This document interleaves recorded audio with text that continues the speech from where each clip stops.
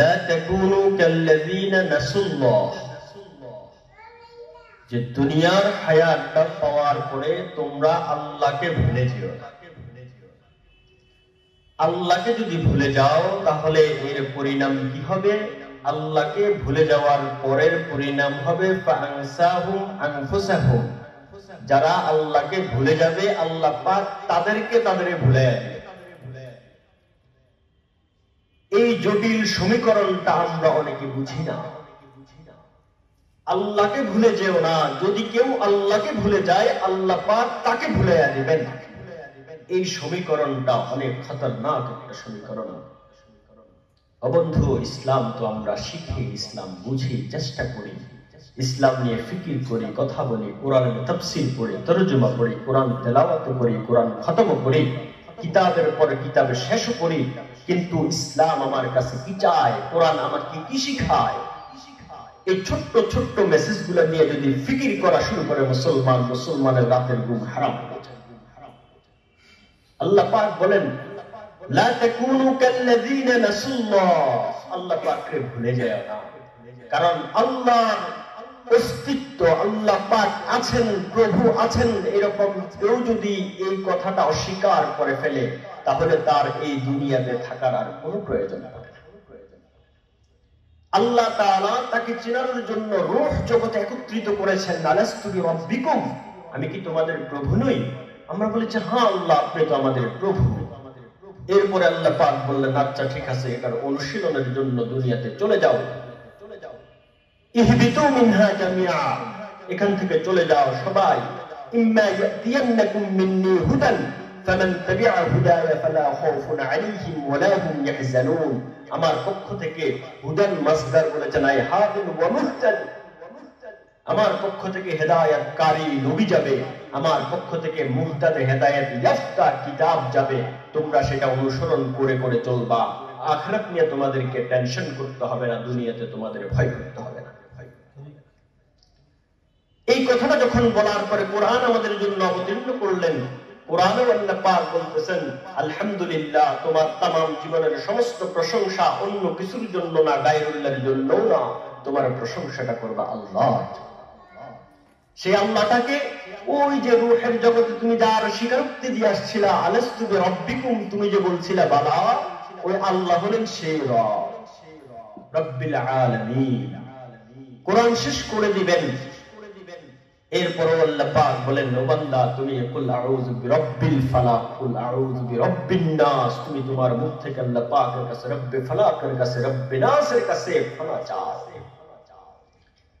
আখিরাতে সর্বপ্রথম ধাপ, মৃত্যুর পরে সর্বপ্রথম কথা শুরু হবে, সর্বপ্রথম প্রশ্ন করা হবে মার রব্বুকা, তোমার রব কি?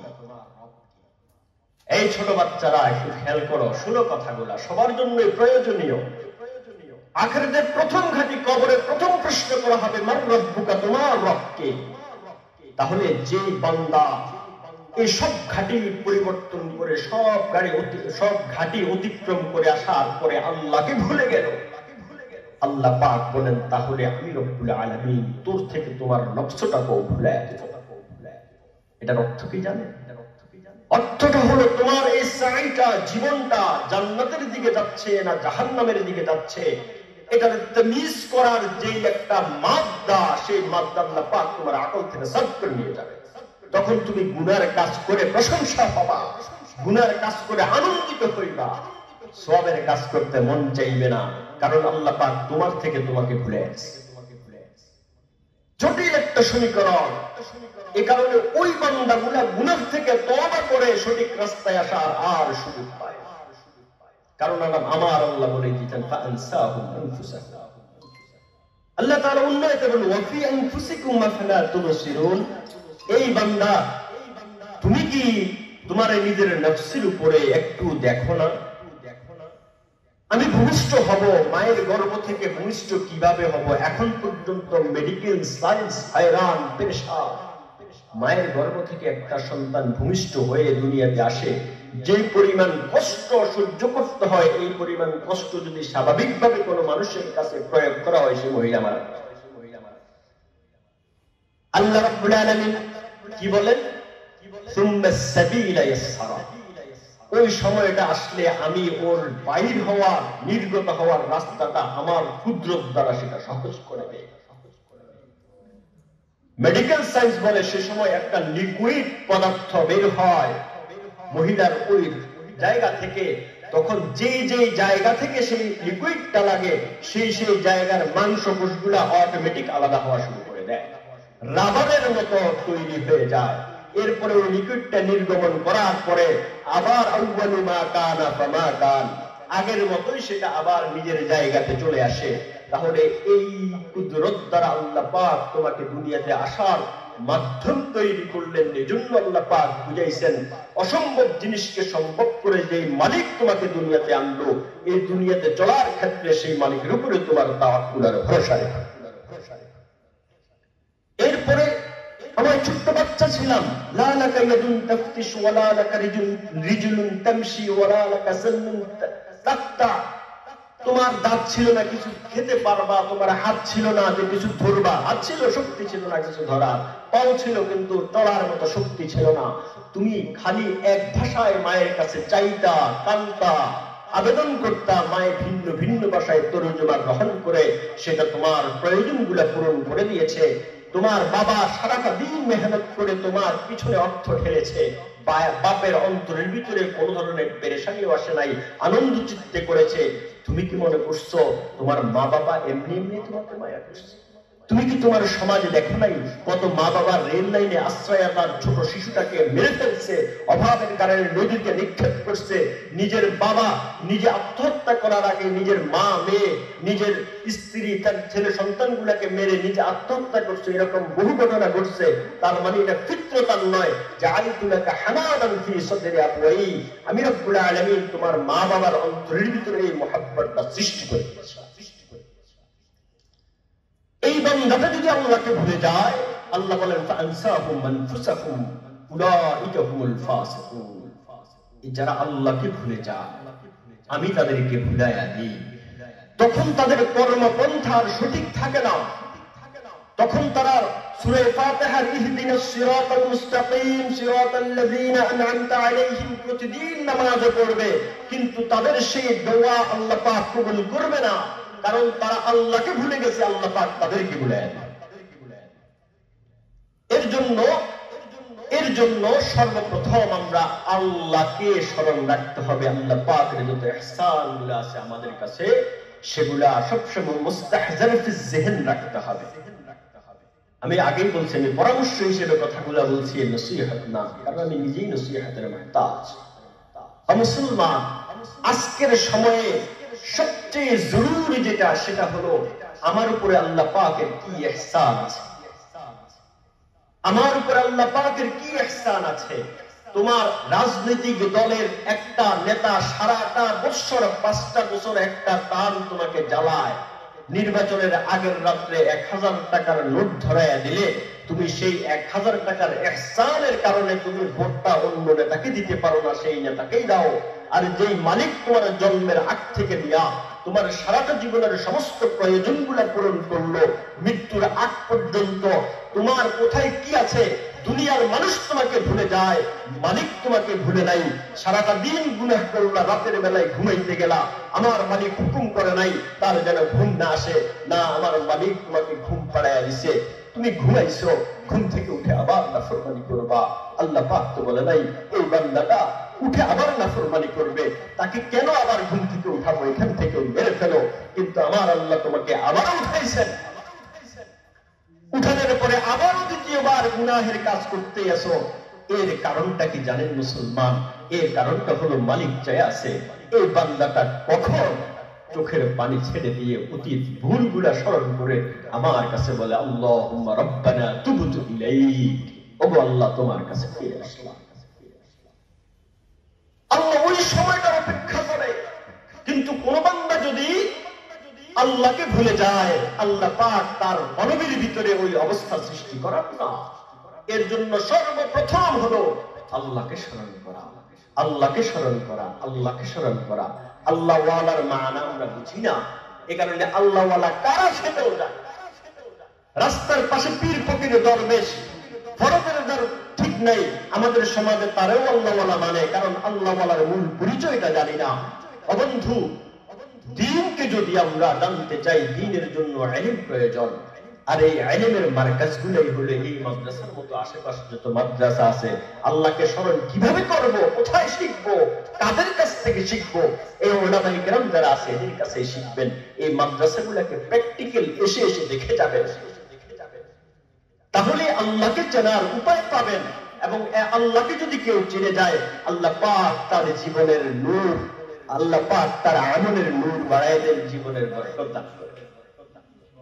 আমরা তো এখন বস্তুবাদী হয়ে গেছি, বস্তুর উপরে, বস্তু আমাদেরকে সবকিছু করে দেবে, আমাদেরকে বস্তু সবকিছু করে দেবে। আল্লাহ পাক বলেন, তোমার যখন বস্তুর উপরে ঈমান চলে এসেছে, তাহলে আমার নুসরত আর তোমার থেকে যাবে, তোমার দিকে যাবে না। দেখি তোমার বস্তু তোমাকে কি করে। কোন বাপের যদি কোন সন্তানের উপরে আশা চলে আসে, আমার এই সন্তানকে ডাক্তার বানাবো, ইঞ্জিনিয়ার বানাবো, আমার এই সন্তানকে প্রফেসর বানাবো, দেখা যায় ওই সন্তানটা সন্ত্রাসী হয়ে ওই বাপের গলায় ছিল। কারণ বাপের ইয়াকিন ছিল আমার এই সন্তান আমাকে খাওয়াবে, বাপের ইয়াকিন ছিল এই সন্তানকে মাদ্রাসায় পড়ালে এই সন্তানটা মানুষের দ্বারে দ্বারে ভিক্ষা করবে আর কি করবে। কিন্তু দেখা যায় পাশের ঘরের আরেকটা মানুষ তার সন্তানকে মাদ্রাসায় দিয়েছে, ওই ছেলেটা মুয়াজ্জিনি করতে পারে, ওই ছেলেটা মসজিদের খাদেম হতে পারে, ওই ছেলেটা মাদ্রাসার মুহতামিম হোক না হোক সহকারী শিক্ষক হতে পারে। কিন্তু সারা মাসের উপার্জনের টাকাটা নিয়ে তার বাপের হাতে তুলে দেয়, বাবা সারাটা জীবন আমার পিছনে কষ্ট করেছেন, আজকের আমার ইনকামের টাকাটা আপনার হাতে যাবে। কারণ ওই বাপে আল্লাহ পাকের উপর ভরসা করেছিল, আল্লাহ পাক খাওয়াবেন, আল্লাহ পাক সেই ইহসানের বদলা এভাবেই তাকে দিয়েছেন। আর যার তাওয়াক্কুল ছিল যে আমার সন্তান আমাকে খাওয়াবেন, ওই সন্তানের খাওয়াতে দূরের কথা, ওই সন্তানের কারণে আল্লাহ পাক তাকে জুতের বাড়িও খাওয়াতে পারে। কুসন্তান তৈরি করে দিতে পারেন তার ঘরের ভিতরে, তার জাহান্নাম এখান থেকে শুরু হয়ে যায়। জীবনের রাহাত কি, প্রশান্তি কি, আমরা সেটাই জানি না। এই কারণে আল্লাহ পাক বলেন, ওয়ালা তাকুনু কাল্লাযীনা নাসাল্লাহ ফানসাহুম আনফুসাহুম উলাইকা হুমুল ফাসিকুন। ও বান্দা, জীবনে যতদিন হায়াত পাও না কেন, যেখানে যেই অবস্থাতেই থাকো না কেন, খবরদার আল্লাহকে ভুলবা না। হযরত ইউনূস আলাইহিস সালাম সমুদ্রের নিচে মাছের পেটের ভিতরে, অন্ধকারের ভিতরে অন্ধকার, আল্লাহ রাব্বুল আলামিনকে ভুলে যান নাই। সেখান থেকে ডাক দিলেন, লা ইলাহা ইল্লা আনতা সুবহানাকা ইন্নী কুনতু মিনাল যালিমিন। আকাশের ফেরেশতা শুনল সেই আওয়াজ, শোনার পরে বলতেছে, ইয়া রাব্বানা সাউতুহু মা'রুফ শাখসুহু মা'রুফ মাকানুহু মাজহুল। এই কণ্ঠটা সকাল সন্ধ্যা এই কণ্ঠ থেকে জিকির আজকার আকাশে আসতো, আমরা শুনতাম। এই লোকটা যে তাকেও চেনা চেনা লাগে, কিন্তু সেই সমুদ্রের তলদেশ থেকে মাছের পেট থেকে আওয়াজটা আসতেছে, এটা কিভাবে সম্ভব, জায়গাটা তো আমরা চিনতেছি না। তখন আল্লাহ তাআলা বলেন, আমার ইউনূস সমুদ্রের নিচে মাছের পেটের ভিতরে জুলমাত অনেক অন্ধকারের ভিতরে থাকার পরেও আমি আল্লাহকে ভুলে যাই নাই, আমিও আমার ইউনূসকে ভুলে যাব না। মাছকে হুকুম দিলেন, বন্ধু, আল্লাহকে ভুলে যাওয়া যাবে না। যেই পরিস্থিতিতে হোক না কেন, খুশিতেও আল্লাহকে স্মরণ রাখতে হবে, যখন আমার দুঃখ আসে তখন আল্লাহকে স্মরণ রাখতে হবে। আজকে যারা ছোট ছোট বাচ্চা আছো, যারা ছোট ছোট বাচ্চা আছো, তোমরাই একদিন জামানার ইমাম আবু হানিফা, তোমরা একদিন জামানার বড় ইমাম হবা, বড় আল্লামা হবা, বড় শেখুল হাদিস হবা। অতএব নিজেদের টার্গেট গুলা, হাদফ গুলা এখন থেকে তৈরি করো। ছাত্রদের উদ্দেশ্যে যেহেতু মাদ্রাসায় আসলাম, আলহামদুলিল্লাহ ছোটকাল থেকে মাদ্রাসার সাথে সম্পৃক্ততা আল্লাহ পাক রেখেছেন। মা বাবা দাদাদের নিসবত অনুযায়ী নিজের কৃতিত্ব আল্লাহ পাকের বিশেষ মেহেরবানের কারণে এখনো আছে আলহামদুলিল্লাহ। মাদ্রাসার ছাত্ররা যদি মাদ্রাসাতে কামিয়াব হতে হয়, সর্বপ্রথম একটা পরামর্শ দিয়ে যাব, কখনোই হিম্মত হারা হওয়া যাবে না। যেই ছাত্র হিম্মত হারা হয়ে যায়, তারা ইলমের প্রতি তার আস্থা নষ্ট হয়ে যায়, মাদ্রাসায় পড়ে কি করব, তাহলে মাদ্রাসার পাশাপাশি এটাও শুরু করে, ওটাও শুরু করো, তবে হিম্মত হারায় শুরু করা যাবে না। মাদ্রাসার প্রতি পরিপূর্ণ হিম্মত আস্থা রাখতে হবে। আমি যে লাইনে আছি, আমি ভালো আছি, অন্য 10 জন থেকে আল্লাহ পাক আমাকে ভালো রেখেছেন এবং আমার ভবিষ্যৎ আল্লাহ পাক চমকায় দিবেন। এই ধরনের নিয়ত যদি তোমার কাছে থাকে, তুমি জামানার ইমাম আবু হানিফা হয়ে যেতে পারবে। আমি আলোচনা শেষ করে দেব তোমাদের ছোট্ট বাচ্চাদেরকে নসিহত করতে পারি। সেটা হলো একটা ঘটনা, ইমাম আসমাঈ রাহিমাহুল্লাহু তাআলা একটা ঘটনা। তিনি গরীব ছিলেন, খুব ছোট থাকা অবস্থায় তিনি কি করতেন, সকাল সন্ধ্যায় ওর কাছে এই শাইখের কাছে খালি দৌড়াইতেন। তার বাসার পাশে একজন মুদি দোকানদার, ফল দোকানদার ছিল, ফল বিক্রেতা। সে জিজ্ঞাসা করত ফজরের পরে আসলে, কোথায় গেল আসমাঈ? বলে যে অমুকের কাছে হাদিস শিখতে গেছি। একটু বিরক্ত হয়ে যায়, দুপুর বেলায় আবার আসে, জিজ্ঞাসা করে কোথায় গেছিলেন? অমুকের কাছে গেছিলাম একটু ফিকহ শিখতে, অমুকের কাছে গেছি একটু শায়ের শিখতে, একবার এক সময়।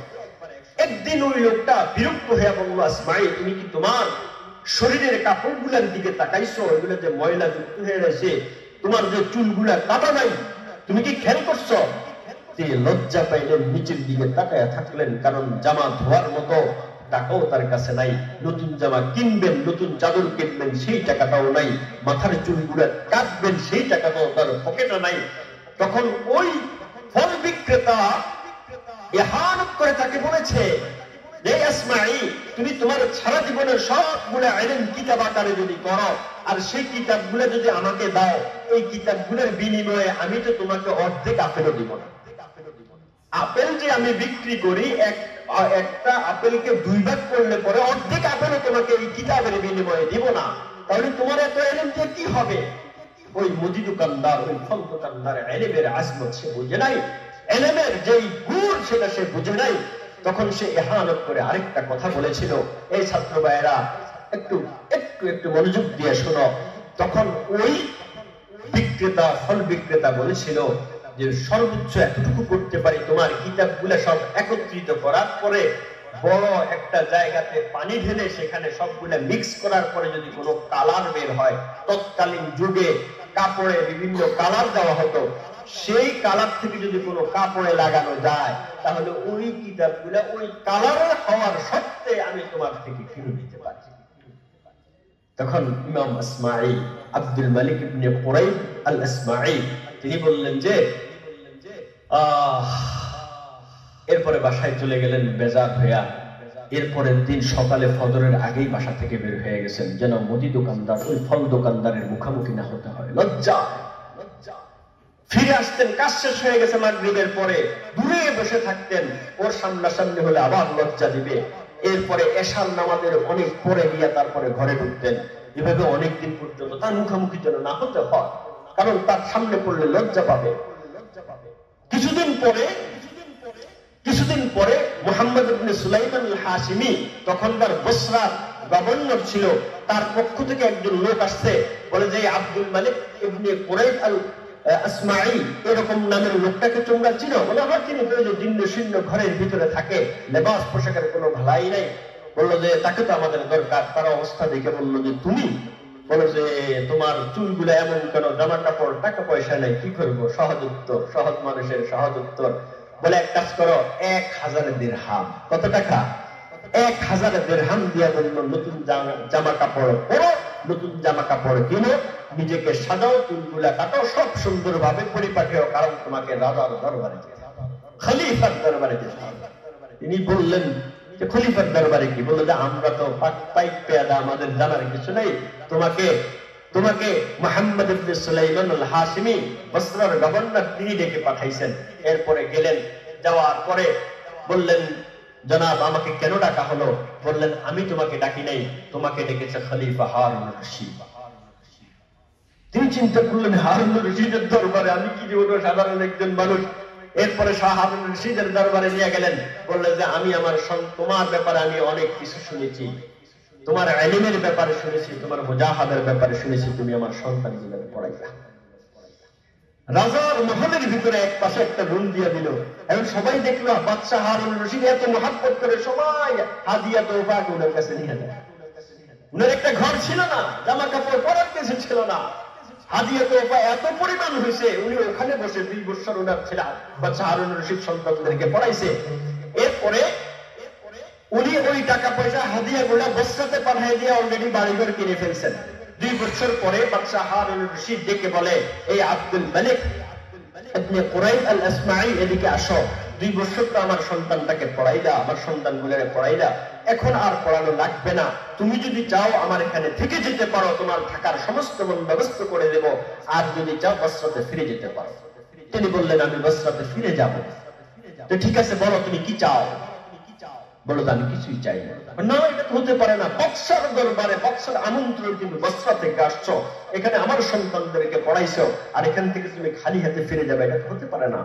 তখন বলবেন আপনি কি দিবেন? বলে তুমি যা চাও, আমি বাদশা, আমি খলিফা, তুমি তো জানো। বলে যে আমার কিছুই দিতে হবে না, আপনি বলে দেন আমি যেই দিন বসরাতে যাব সেই দিন আপনার গভর্নর মুহাম্মদ ইবনে সুলাইমান আল হাশিমি, সে তার সমস্ত সরকারি পাইক পেয়াদেরকে নিয়ে আমাকে রাজকীয় সংবর্ধনা দিবে। দেখেন সত্য বলে, ছাত্ররা একটু খেয়াল করে দেখো, বলে আমাকে রাজকীয় সংবর্ধনা দিতে হবে, এটা তো সহজ বিষয়। বলে না, আরো কথা আছে। আমি আমার বাড়িতে ফিরে যাব, আমার ঘরে আমি আসন গেড়ে বসবো, ওখানে আমাকে 3 দিন যাবৎ অভ্যর্থনা দিতে হবে। প্রথম দিন অভ্যর্থনা দিবে সরকারি যত আমলারা আছে সবাই, দ্বিতীয় দিন অভ্যর্থনা দিবে বসরার ভিতরে যত বড় বড় ব্যবসায়ী আছে তারা সবাই, তৃতীয় দিন অভ্যর্থনা দিবে সাধারণ মানুষদের ভিতরে যারা ব্যবসায়ী সাধারণ মানুষ আছে তারা সবাই। বাচ্চা ব্যাপার হইলো, আমি খালি একটা চিঠি লিখে দেবো, হুকুম জারি করে দেব, মুহূর্তে কার্যকর হয়ে যাবে। এরপরে পাঠাইলেন বসরাতে, রাজকীয় সংবর্ধনা দিয়ে তাকে বসরা তার নিজের বাড়িতে নেওয়া হলো। প্রথম দিনের সবাই হুলস্থুল, খলিফা হারুন রশিদ পাঠাইছে তার ব্যাপারে চিঠি, এবং তাকে অভ্যর্থনা দেওয়ার জন্য খলিফার নির্দেশ। জানি কত বড় হাস্তি, জানি কত বড় শখসিয়ত, গিয়া দেখি সমস্ত সরকারি আমলারা তারা সবাই লাইনের পর লাইন, ওই বিশেষ ব্যক্তিটাকে তাকে দেখা দরকার, তাকে দেখতে গিয়া সবাই দেখতেছে, আরে এই তো সেই জীর্ণ শীর্ণ ওই ছেলেটা, কম বয়সী ছেলেটা, যার গায়ের ভিতরে চাদর পরা থাকতো সেটা পরিষ্কার থাকতো না, যার উস্কো খুস্কো চুল থাকতো, চুল কাটার পয়সা পকেটে থাকতো না, সকালবেলা খেতে তো দুপুর বেলা খেতে পারতো না। ওই ছেলেটা বাদশার পক্ষ থেকে এত বড় সম্মানী কিভাবে হইল? ওরা বারবার দেখে আর নিজেরা চিন্তা করে। দেখতে দেখতে সরকারি আমলারা সবাই জিয়ারত শেষ, সবার অভ্যর্থনা শেষ। এরপরে আসলে ব্যবসায়ীরা, বড় বড় ব্যবসায়ীরা, তারাও দেখলো আমাদের বসরার ভিতরে সরকারের এত কাছাকাছি লোক আছে, আমরা সেটা জানতাম না। সবাই দেখে অভ্যর্থনা দিয়ে দিয়ে মারহাবা আহলান সাহলান বলে বলে সবাই শেষ করতেছে। এরপরে ওই মুদি দোকানদার, সে এতদিন পর্যন্ত সুযোগ পায় নাই আসমাইর সাথে সাক্ষাৎ করবে, তৃতীয়বারের দফায় যখন আসলো, ওই মুদি দোকানদার আইসা শেখ আসমাই বলে নাই, সে তার আগের পুরান শব্দটাই বলল, আব্দুল মালিক, আমার একটা চাকরি দাও, আমার ব্যবসার পুঁজিপাট্টা গুলা সব শেষ হয়ে গেছে। এই ছাত্ররা খেয়াল করে শোনো, যেই ব্যবসায়ী আসমাইকে বলেছিল তোমার কিতাবগুলো একত্রিত করলে আমি অর্ধেক আপেল তোমাকে দেব না, তুমি যদি তোমার কিতাবগুলো সব পানিতে বলে কালার বানাইতে পারো, সেই কালারটা কাপড়ে লাগার সত্ত্বেও তোমাকে হয়তো কিতাবগুলা কিনে নিতে পারি, সেই লোক আইসা বলতেছে, আসমাই শুনছি বসরাতে তোমার অনেক বাগান আছে, আমাকে অন্তত একটা বাগানের মালিক চাকরিটা দিয়ে দাও। তিনি বললেন ঠিক আছে, আমার নির্দিষ্ট বাগানের মালিক চাকরিটা তোমাকে দিলাম। দেওয়ার পরে সে খুশিতে চলে যাচ্ছে, বলে দাঁড়াও, তুমি শুনবা না আজকের আসমাই কিভাবে এরকম আসমাই হয়েছে? ভয়ে কাঁপতেছে আর বলতেছে কিভাবে হয়েছে? বলে ওই যে তুমি সেদিন বলেছিলা আমার সমস্ত কিতাবগুলো একত্রিত করে পানিতে গোলাইলে যদি কোনো রং বের হয়, আর সেই রংটা যদি কার্যকরী হয়, তাহলে সেই রং দিয়া তুমি আমাকে একটা অর্ধেক আপেল দিবা। তোমার ওই কথাটা আমি হৃদয়ে ধারণ করেছি। তখন থেকে আমি নিয়োগ করেছি, আল্লাহ ওই ব্যবসায়ী তো বলেছিল কিতাবগুলা দুনিয়ার পানিতে রঙিন করার সত্ত্বে আমাকে বিক্রি করবে, আমি আমার এই কিতাবগুলো আমার হৃদয়ের রঙে রঙিন করার চেষ্টা করেছি, আমার হৃদয়ের ভিতরে সবগুলো একসাথে করেছি, লিখেছি। আল্লাহ পাক এই হৃদয় থেকে ইলমের যে রং বের করেছে, সেই রঙের সামান্য ছিঁড়ে ফোটাও তুমি যা দেখতেছো তা। সুবহানাল্লাহ বলবেন না? তাহলে ফিল্টার করার ক্ষমতা তোমাদের থাকতে হবে, আল্লাহর উপরে তাওয়াক্কুল থাকতে হবে।